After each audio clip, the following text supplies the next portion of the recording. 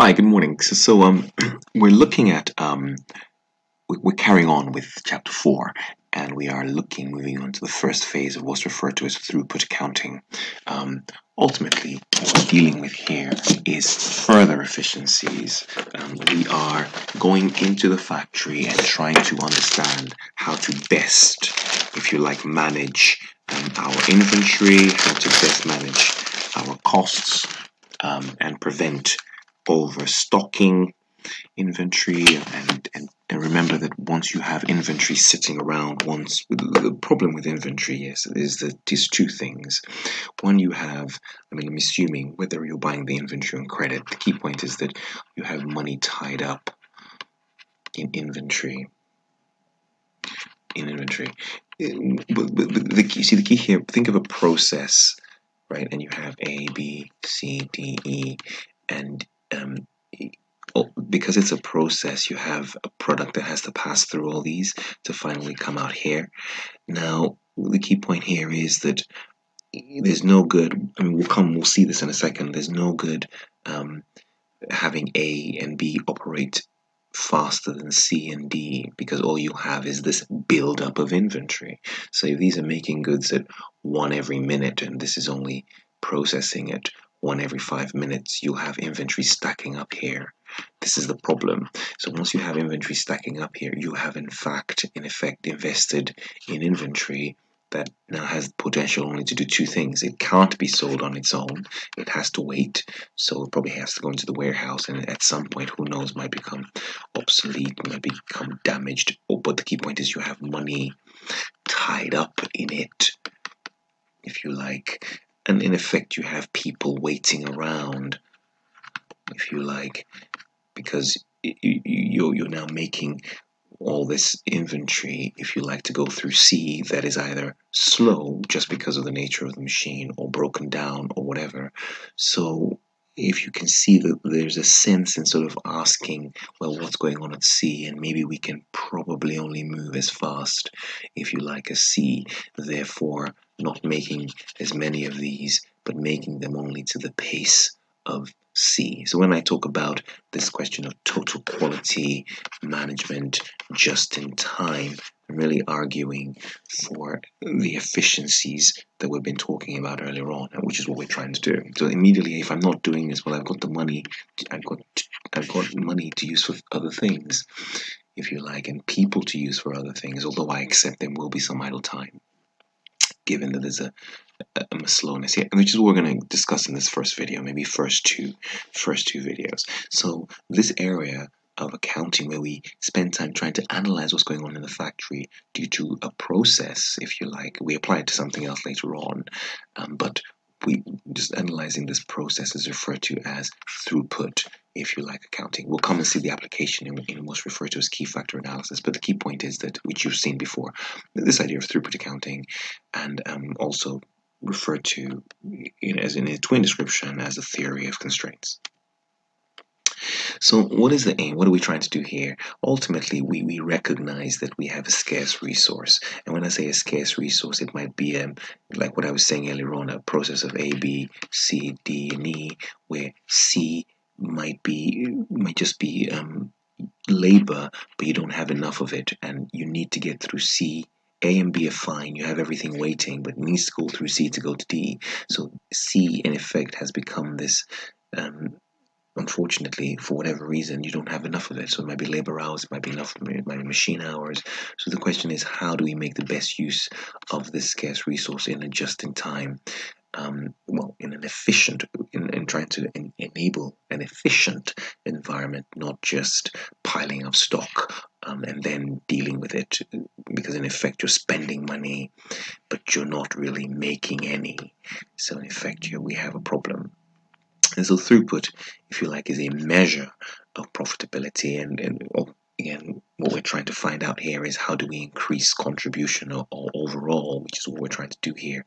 How do we increase contribution, or how do we increase profit? But I don't want to use the word profit because, again, like I say, we're not interested in fixed costs at this point. as you can imagine.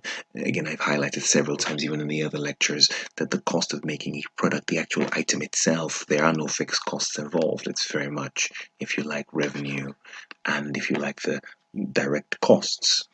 You can see here we've said revenue minus direct material costs, and for the first time we're excluding, if you like, direct labor. And the assumption here, moving into, again, a more real manufacturing environment, is that labor costs are now very much fixed, if you like, they're salaried, and even if they're pretty much set for the week, it isn't as common to pay people piecemeal or per hour anymore, even though you might recognize it's per hour, but you tend to fix it for a period of time. So throughput has this kind of this is, if you like, the new definition of contribution. Think of it like that, where we now accept that we're now, if you like, we've evolved our definition of contribution. So throughput is really the new contribution. How do we improve this contribution given these restrictions that we have? Which is what an organization is trying to do ultimately. So the aim of throughput is to maximize this measure of profitability while simultaneously, which is what I was saying, simultaneously reducing operating expenses and inventory. As I said earlier on, we can have, without trying, if you have certain machines, I'm sorry, I'm repeating myself, A and B working so fast, building up all this inventory, we just have inventory building up.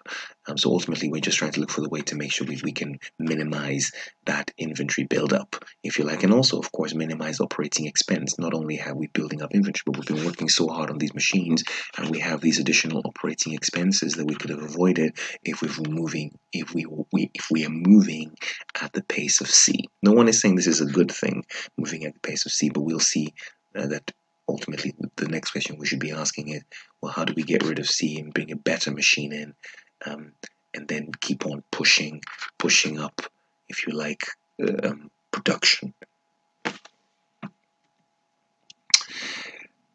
Yes, and I talk about this idea that ultimately what we're trying to do is we're not trying to hold any inventory ultimately, if you like. So we're trying to focus on that. That's really the idea here. How do we exclude holding inventory?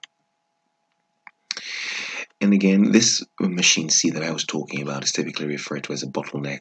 What I was saying earlier on, it might be machine hours, it might be labor hours. I've just given this as just a simple example of a process, as you can imagine. And so, if you like, it might be you have the steel slab going through here, and you have the roughing, and then you have the finishing. So you can see really that you might expect 500 to go through each time, but for whatever reason, if the people working here are off sick, or if there's a problem that day, or there's a machine breakdown and they can only take 300, there's no point making 500. All you're going to do is have 200, and you're going to be stuck with 200. Now, when we come to some of the criticisms of throughput, you can see that, well, you can't just, it's difficult to just suddenly stop production to bring it down just to the if you like, the pace of C all the time, especially if this is just a breakdown for the day. Sometimes it's unfortunate, but this is the assumption we're trying to make. If there is we're just looking for the most efficient, so to speak. But it's a criticism that it's not as easy to just stop and just go from 5. But if you can, it means that we will probably have some idle time, and we might then have to think of ways to, okay, how do we get these guys working here, working somewhere else, maybe here, to kind of increase this efficiency here, so that they're not just standing around. But we accept that if we're moving at this pace, we will have to have people standing around, or move them into other areas in order to prevent wasted idle time. So the argument is really, in the short term, until we fix the problem, the best use should be made of this bottleneck. Unfortunately, we accept that this may result in some idle time in the non-bottleneck resources, and may result in a smaller amount, but at least will result in a smaller amount of inventory being held so as not to delay production through the bottleneck. And again, this is what I'm saying, kind of highlighting that. And in the long term, our aim is to eliminate the bottleneck by buying probably a new, more efficient machine. But like everything, as you'll see in the question we're going to do, once you fix that new machine, right? Imagine you, let's just go back here. Imagine you now fix this and you buy a new machine or you get a new worker and this can go at 600. Suddenly you have this going at 500 being the bottleneck, if you like, because this is willing to take 600 slabs, but this is at 500. So now there's no point having this one here. We now need to kind of produce at the rate of this one so we don't have, if you like, idle time and redistribute the workers. So you can see that the issue here really is always about trying to. Unfortunately, we can only move. I guess this thing people say that a chain is only as strong as its weakest link. Okay, great. So let me quickly finish this before we do the question. So again, this is what I was saying. Suddenly we now have a new bottleneck, and then that must be addressed. Yeah, I think this is where I've talked about this here, about the only variable cost ultimately now, key assumption here is the raw materials. Like I repeat that labor is no longer a variable cost. So because it highlights here again, many employees are salaried and then they're guaranteed a minimum wage. So in effect, throughput is effectively the same as contribution, but we're just not talking anymore about labor being a variable cost. Right? So ultimately, I think the moral of the story, if you like, is a chain is only as strong as its weakest link. Cool, great stuff, and I'll see you in the next video where we actually tackle a question, sort of look at this idea of the theory of constraints.